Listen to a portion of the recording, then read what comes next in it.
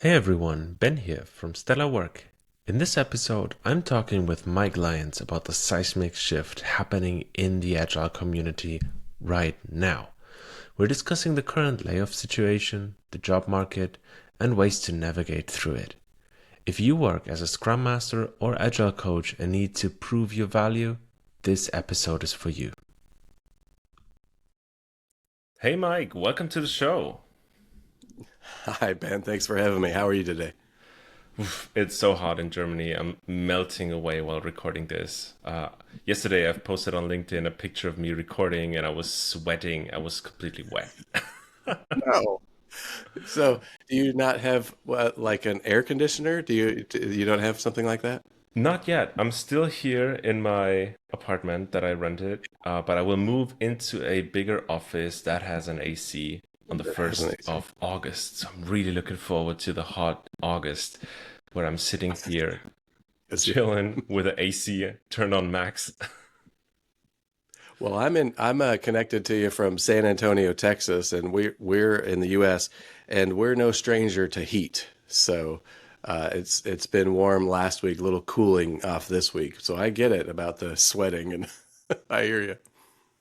It's those times when you really regret doing a video podcast and thinking about maybe you should have done audio from the very Yeah. beginning. Well, you look great. It's nice to see you. I'm so glad we got to connect up and spend this time together. Yeah, awesome. I was like the first impression that I got from you was on LinkedIn where I saw you promoting and talking about Scrum Mastery, and I also saw you went on the Scrum Master podcast and you put a couple of interesting thoughts on there. For everyone who does not know the podcast, I will provide the links below. And yeah, make sure to check them out. But after you finish this show, just Yeah, right. clarifications here. You're losing your audience. They disconnected and went to Yeah. basketball. They're like, oh, we're going to listen to basketball. Wow. Thanks. Good Yeah, maybe job. he's giving me a shout out.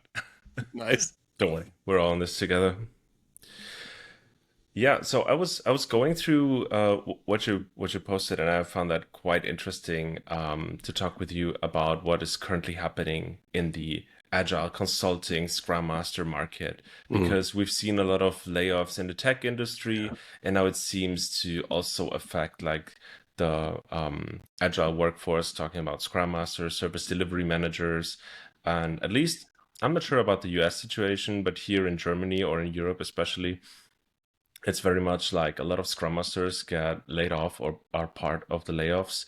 None of them are really getting hired back. And I've talked to a client last week who said, we put a position out for a Scrum Master about 5 years ago, and they had like four applicants for that job.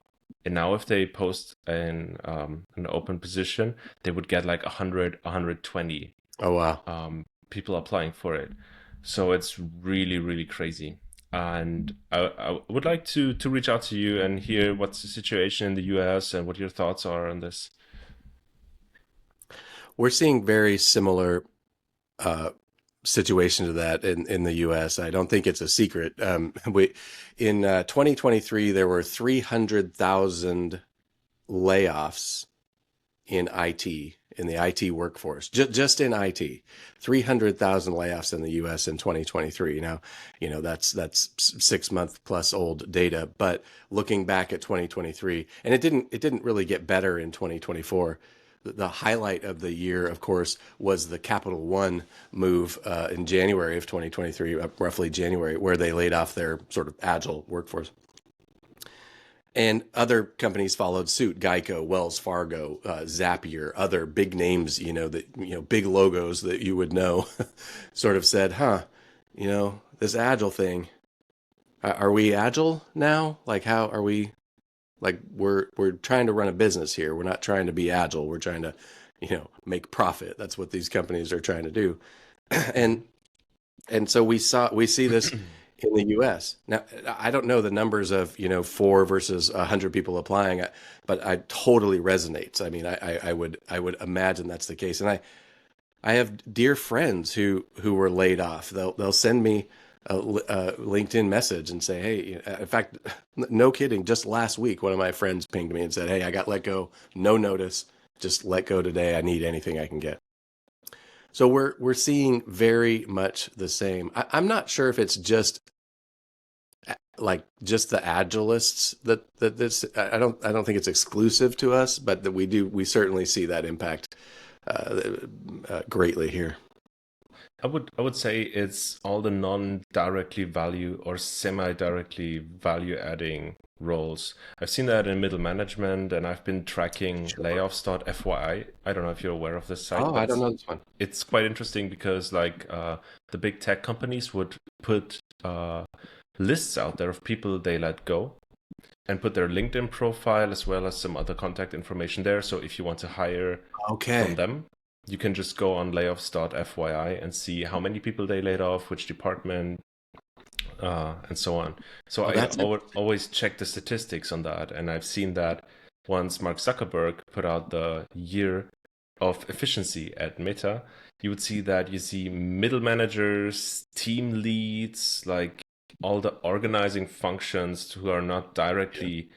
affecting the product or the service are being laid off. And I see agile coaches and scrum masters in sort of the same boat. Yeah, it's true. I often joke that, the only people who do the work are the team members. Anything product management and project management, you don't do work, you manage work. You sort of organize work and status report on work. But it's not work. So even the traditional project manager may find herself in this boat of, yeah, and I'm air quoting here, non-value add work. And I hate to even use that term because of course it's valuable. Please, I mean, project management is a valuable thing. Um, Sure. People get how do we? offended when we say non-value adding task or non-value adding roles, but actually in the sense of if you go back to like the Toyota production system and you talk when you dig into the lean literature or TPS literature, you would see that just because it's called non-value adding doesn't mean it's not valuable. It's not a valuable part of that company. It's Totally. just not making the product more expensive or more sellable or right. It's not like give adding value to that car. It's not like it's adding a windshield or adding mirror or anything that you could sell, right? That doesn't mean it's waste, like you should avoid doing it. Some things are necessary waste. You have to do like accounting and stuff. Is that should you cut on that? I don't think so. Let's cut out accounting. We're not going to do accounting anymore. Yeah, we're going to move to the Bahamas and do it on a spreadsheet. Yeah, back of a napkin. Well, Yeah. listen, so what is the sort of antidote for those people who send you and I a message and say I got laid off?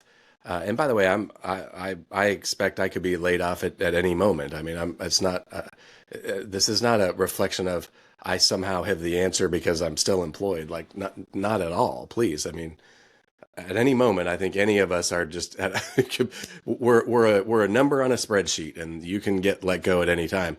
But I think that that's an important realization for people. And so I want to make a couple comments here. First of all, for those of us that have been laid off, and I've been let go multiple times, at least 5 times. I've had multiple times to be let go. My work does not define me as a person. Your work does not define you as a person. So number one, we can't sort of take it personal. We can't be like, oh, I'm a failure because. So just put that. That's not true. That's just not truth, and we're going to reject that. Number two is, well, what might we do differently? And so this is where I think the Agile community doesn't do itself too many favors. And what I mean by that is, if I'm a Scrum Master and over the course of say a quarter of a year, maybe 6 sprints or something, I should be able to take credit for top line revenue growth or bottom line cost reduction or both. Yet none of the frameworks or methodologies have that as a metric. None of them. What do they have? Oh, well, cycle time, wait time, the dreaded velocity. None of that stuff even matters. You have to have a metric, Scrum Master, listen up. You have to have a metric that says I increased revenue by 5% over this quarter. How did I do that? Well, I'm responsible for two teams, and these two teams are relentlessly improving. Here's the 6 improvements they made to the UI, which generated 10% increase in usage. And you need to talk that way, and you need to take credit for that. Now, project managers have understood this from the beginning of time. This is why project managers aren't the ones we're talking about. Project managers are gainfully employed. Why? Because they talk this way all the time. The project did this, and they're like, oh, good job, project manager. High five, here's a bonus. Scrum Master, why aren't you talking that way? Agile Coach, why aren't you talking that way? Top line revenue growth, bottom line cost reduction. Now, do I know who actually did the work? Yeah, the developers. But they're hitting their bonuses because they're measured on something different. You are going to get measured on, again, top line revenue growth, bottom line cost reduction, preferably both, because that's called profit. And the only thing your board members care about is that. They do not care about Scrum. They do not care about Agile. They don't need an Agile mindset. What a bunch of hogwash. They don't need an Agile mindset. That's nonsense. That's a non-starter in 2024. If you show up at an org in 2025 and go, we're gonna change your mindset, and they're not gonna hire you. And if you're saying it, they're gonna fire you. Profit. Get radically focused on profit. I can't say it enough. And we don't do ourselves any favors when people roast me on LinkedIn because I talk that way. It's all companies care about. Oh, 100%. Just last week, I was talking to a guy here in Germany, Mark Poppenborg. Mm. He's sort of not really in the agile space, but he comes from a systems thinking and systems theory Mm-hmm. perspective, referencing a lot of Niklas Luhmann work on organizations. So he has a very scientific background to that. And we had that conversation where he said that an organization is not the sum of its parts. It's not like a bunch of individuals who should adopt an agile mindset and then somehow magically you have that organization who has an agile mindset. An organization is a social system that is driven by its own rules and its own patterns of communication.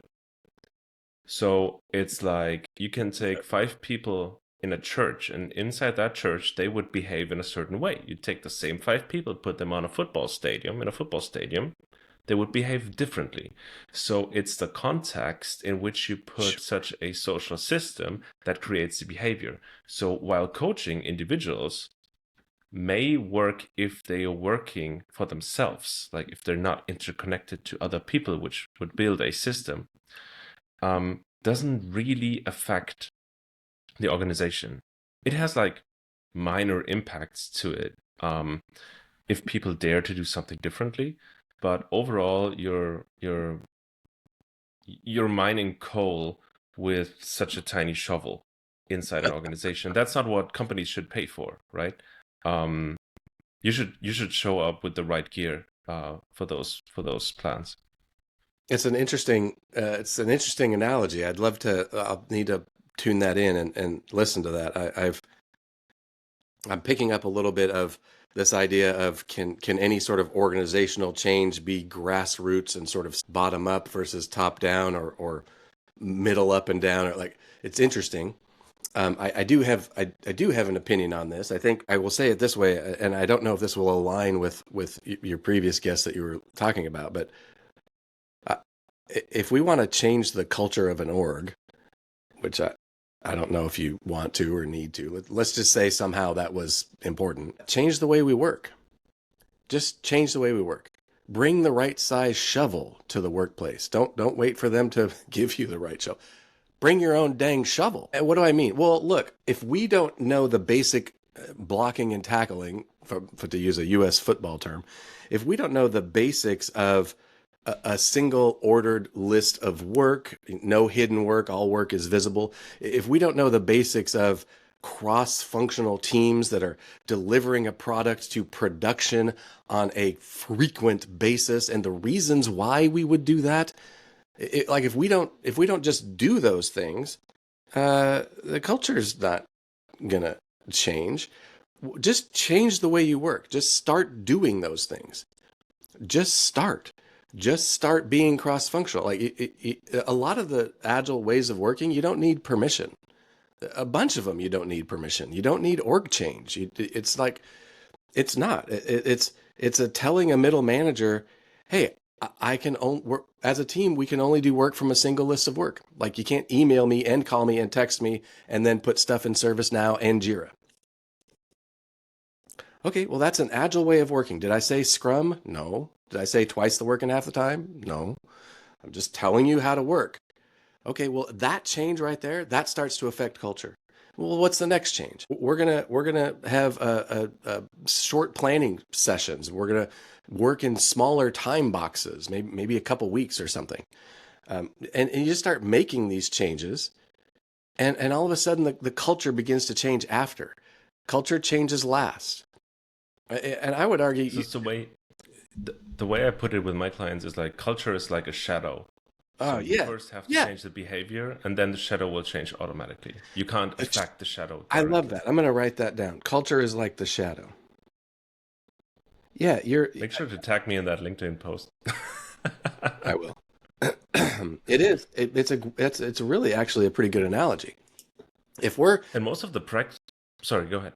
if we're just continuing to work in this sort of legacy, the manager gave me the work, I did the work, I handed it back to the manager, and she checked the work and she approved it, and then she handed me this next bit of work, and I do this bit of work and I hand it back to the manager.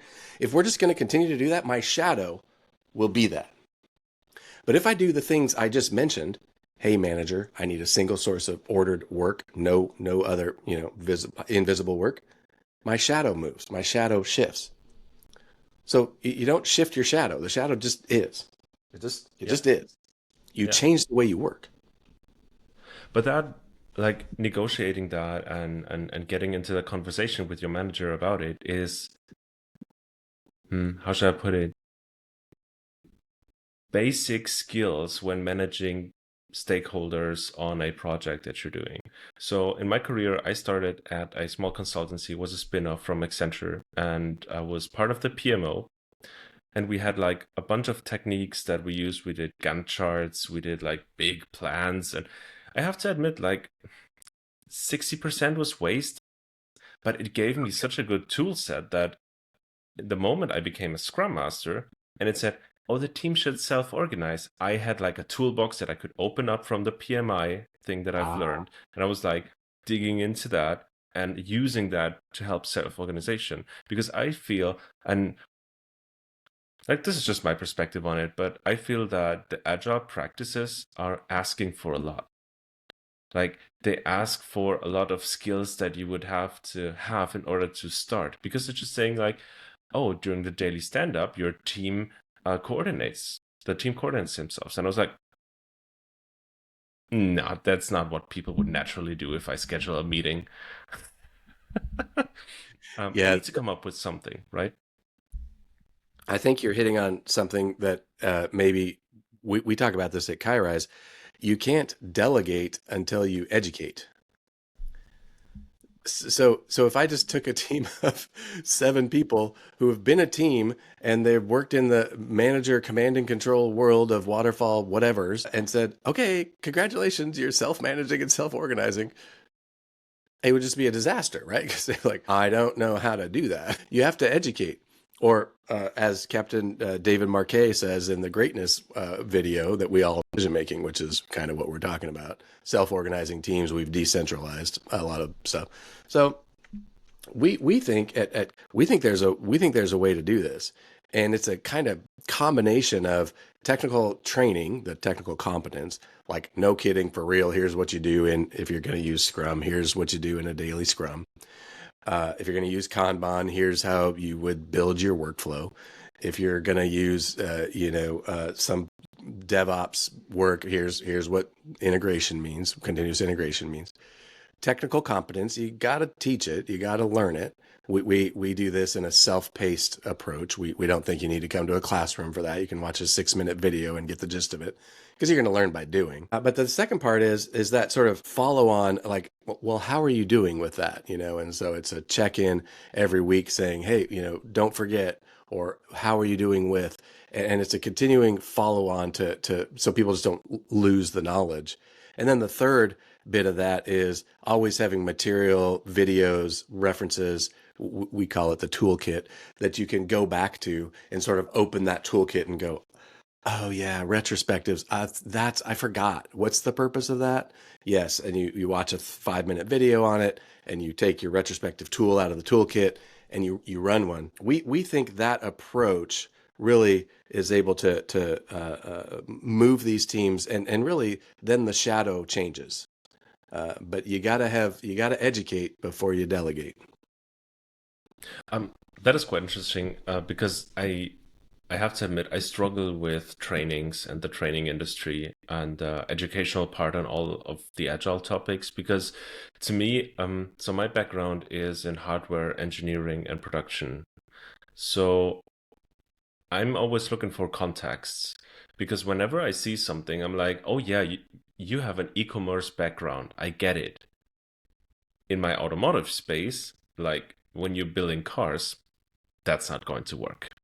Like there is a way that it's going to work, but it's not this one, right? We don't do 2 week sprints when you're building like a motor hood press or anything like that. You don't. That's just not how things go. So like physics is holding you back on this one. So I'm wondering how what would your approach be if I say that? How do you enable people getting your service and watching your videos and consuming your content and then applying it to their context? Because I think it's very specific.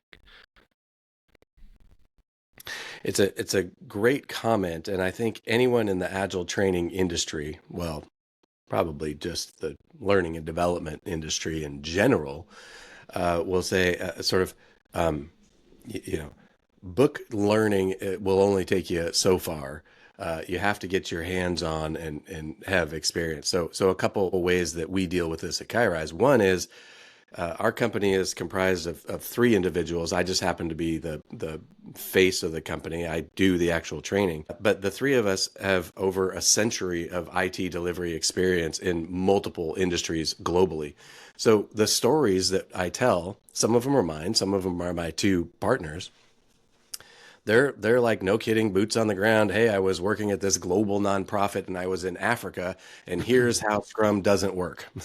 Let me just tell you. Now, I don't know if if you're working in a global org, then it'll resonate with you. But you know what? We don't have like automotive industry for your example there, but we do have long lead time hardware stories that are not conducive to a 2 week time box. And so we talk about like when you're dealing with long lead times, focus on something like using a flow-based system, perhaps implementing a Kanban discipline, and we use that. So real world stories. But the second thing, and this is kind of exciting and something that we're putting out in our new product, which is coming out over the summer. We've got, so many people are on the GPT bandwagon. We're one of them. So I've got a clone, and it's a custom GPT housed in-house. We have all the content. It's everything I've ever said. So every video, every LinkedIn post, every blog post I've ever written, and the history that I have is in my clone, and we have it interactive in our course. So you I've can seen ask that. it. I've You can seen that on ask your it that website. I was question. so impressed. I was like Oh, cool.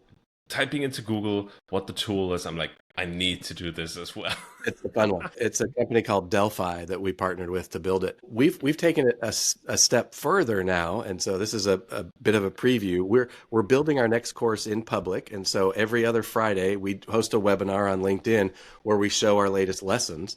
And this Friday, which is just a couple days from now, I'm going to demonstrate how the clone is embedded in the learning. And I'm trying to answer your question. So if you were to say, hey, Mike, that's all well and good, but I work in the automotive industry. Can you give me an example for that? The clone will do its best to look at every story I've ever told and say, oh, yeah, Mike has worked in infrastructure, and it would respond as if it's me and give you a customized example. Now, that's actually very powerful because number one, you probably can't do that in an instructor led class. What are you going to stop the whole class of 20 people and ask for a custom example? Maybe. And then the instructor might be like, I don't know that I want to stop the class. I've got to get through all my material, it's whatever. Uh, Mm. but, but two, you can do this. And meanwhile, there's 400 other students that are doing this, and they're asking their own bits too. So the scale is just immense. So I'm very excited about this. It's called Ask Mike. and it's embedded in our course now. It's got the context of the question. So, like in this case, we're doing a case study. You're a project manager. You've just been assigned to oversee an agile implementation at a fictitious company. We give it some details. Well, the GPT knows those details. So when we ask you a question like, what delivery mode would you choose? Scrum, Kanban, XP, traditional, what would you choose? The clone knows the case study and it will interact with you. So anyway, all that to say, I think that's how we get beyond the hurdle of traditional training. We have to use non-traditional methods to solve that problem. That is, I definitely have to try that myself and sign up for it. I will put the link in the show notes for everyone to play around. So after that course and after the other podcast I've mentioned, just click on that and spend the whole night on the internet. Right. Something funny about the clone is it actually has a voice piece. So if you click the little squiggle sound wave, I'll talk to you. And you can actually call me. You call my clone and just have a conversation with the clone. I called myself this past weekend and asked myself what I should do for the weekend. And I gave myself some good ideas. That's weird. It's starting to get weird. Jesus Christ. Yeah, so being on here, This is my clone, I'll say like, hey Siri, call my clone, and it'll call it. It's calling right now. Stop. so we have a live demo here. Not bad, not bad. The first one on the podcast. It's terrible. I mean, on one hand, this all sounds great. Like, but I wonder if like I would be scared. Like people could easily break this, right? That you could go in and try to prompt inject or try to misuse all of that. And with all the GPTs out there, it's so easy to like scrape my voice off the podcast episodes that I publish and then make me say something weird. Scrape off all the video Could content be. I put out and make me do something weird. Could be. And I think that's really scary. But yeah, congrats to you like for trying it out and being on the front lines of it. I just keep an eye on what you're doing, and then if you fail, I won't. But if you succeed, I will just quickly follow after. Right. We've had plenty of failures. I think it answers the mail on this idea of Scrum Masters are getting laid off, Agile coaches are getting laid off, and I think part of the reason is because we don't take serious the idea that project management is a real thing, and project. I'll tell a quick story. I once interviewed a guy. He was the head director of PMO, and he had 14 or 15 major programs going. I'm talking, hundreds of millions of dollars, each of them global. This is big organization, multiple billion-dollar organization, PMO director. And I just asked him, I said, hey, how would you describe your job? You head up this massive PMO. And his answer was, I make sure we get paid. I was like, what? I thought he was going to tell me, I got my PMBOK out and I make sure earned value delivery metric and schedule performance. And he's like, no, I make sure we make money.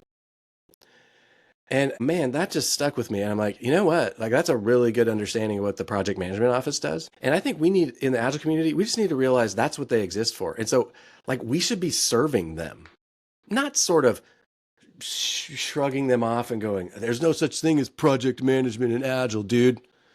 Whatever. That's going to get you fired. Like, don't say that. Project management offices are important.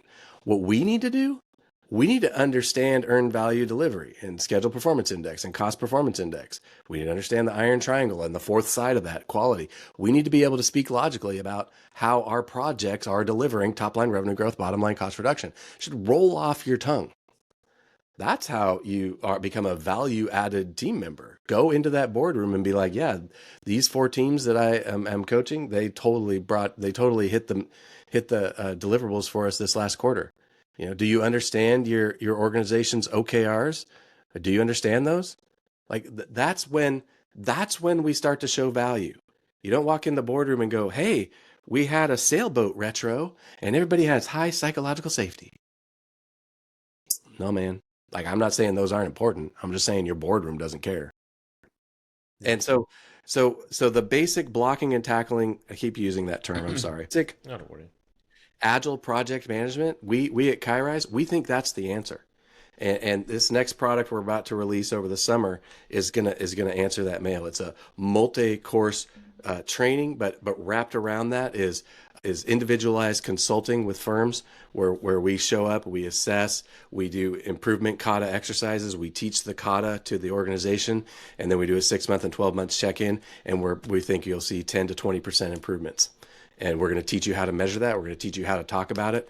And not only is it going to protect your job, but it's going to make the company better.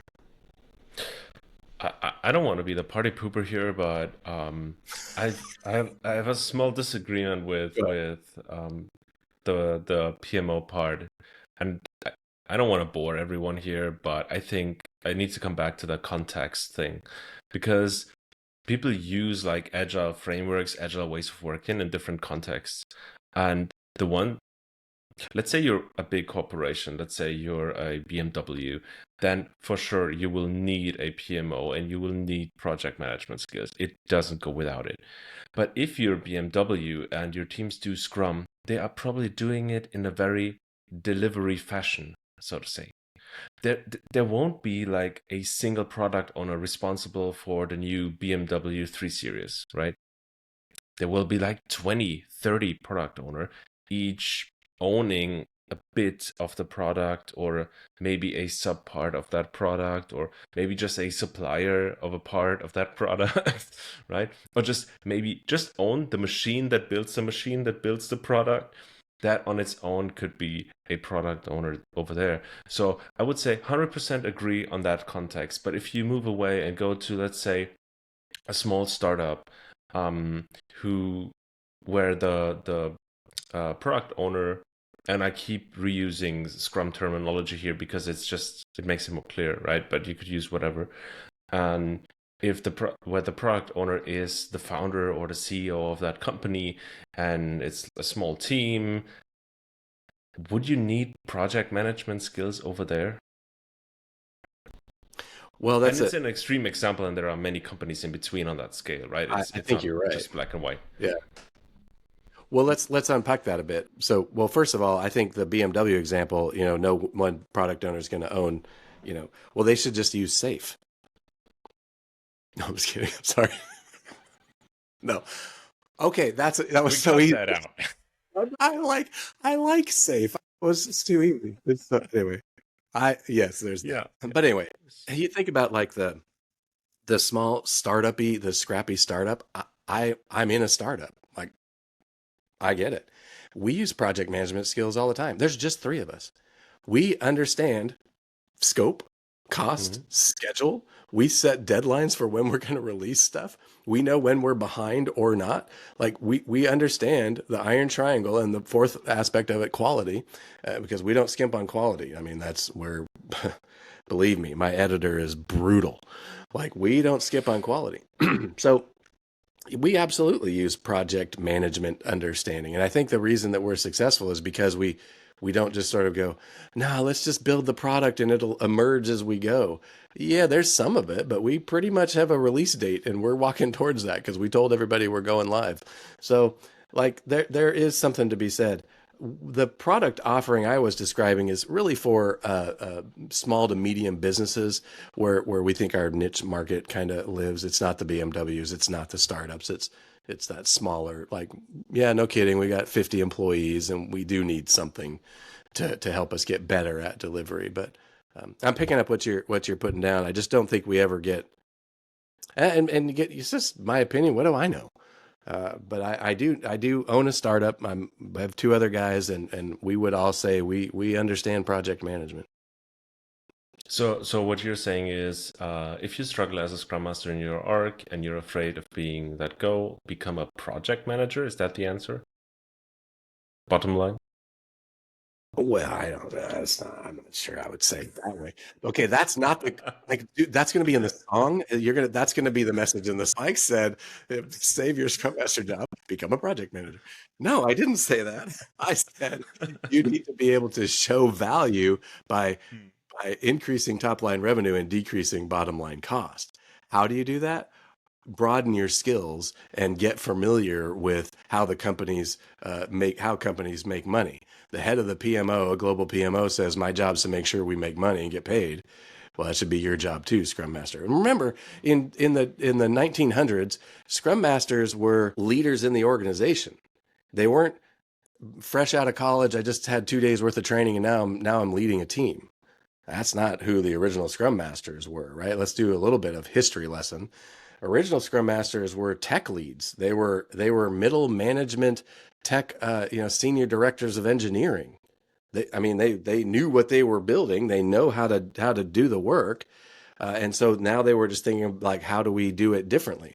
So I think there is a bit to be said of um, Scrum Master isn't an entry level type role anyway. You should be understanding the broader picture of again, what is profit for a company. You should be able to talk that way. Yeah, so that's how I would future proof the job.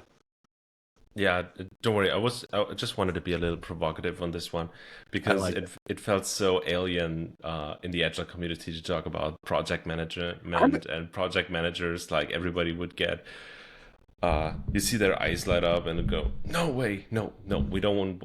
Agile is not about projects. It's not about project management. Scrum is not about projects. We don't do projects in Scrum. We do products, right? So I just wanted to be a bit provocative on this one. So I have two new LinkedIn posts. One is culture is like a shadow.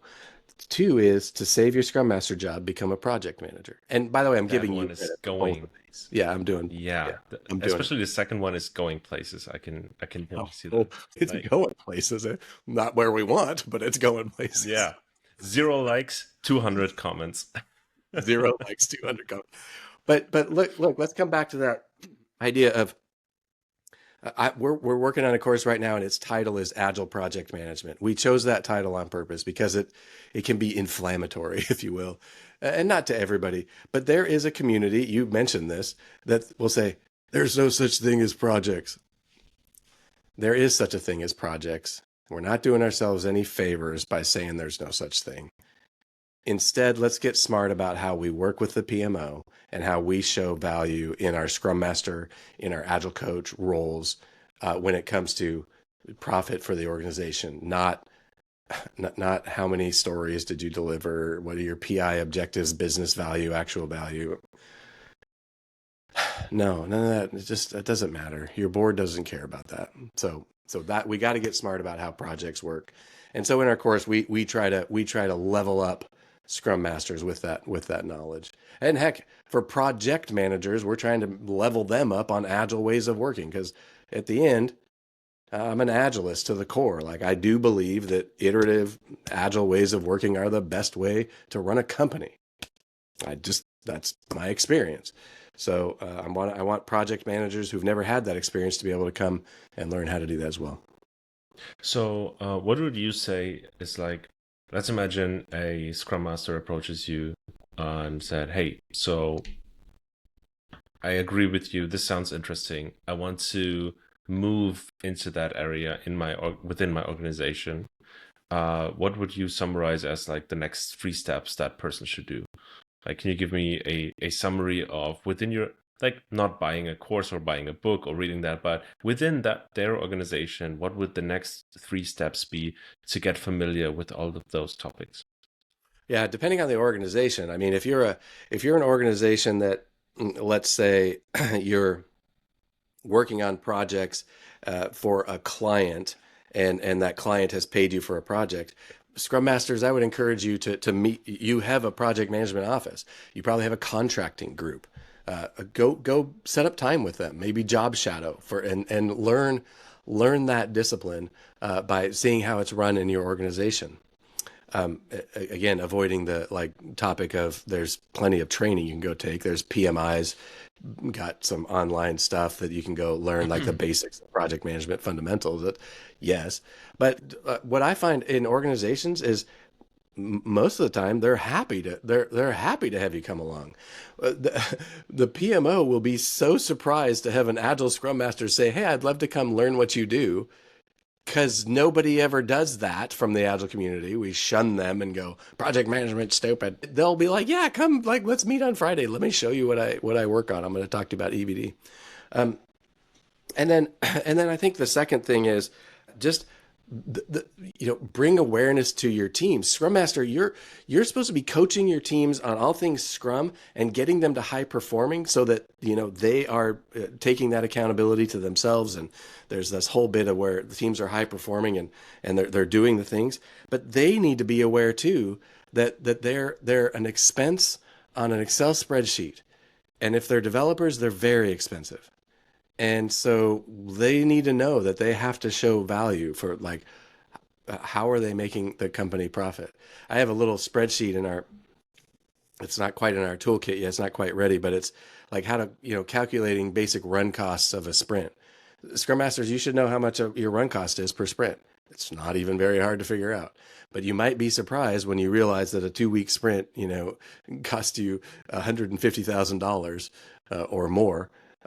That might surprise you. And so how much is a quarter? You're spending $1 million a quarter? Okay, well, that should shock you into like understanding project management. How's the company going to make $1 million or more? And again, like, these aren't metrics that are talked about in the Agile community. Just in general, they aren't. So I think there's more time needs to be spent in understanding that. So that's just a couple thoughts on that. Mike, thank you so much You bet. for doing this, for jumping on an episode with me. If people want to reach out to you or gather more of your insights and your information, where do people find you? On my LinkedIn page, LinkedIn profile, there's a link right at the top. It says, let's talk in real life. And you just click it. It goes right to my calendar. I don't know, in the past 6 months, I've probably had a dozen or more phone calls.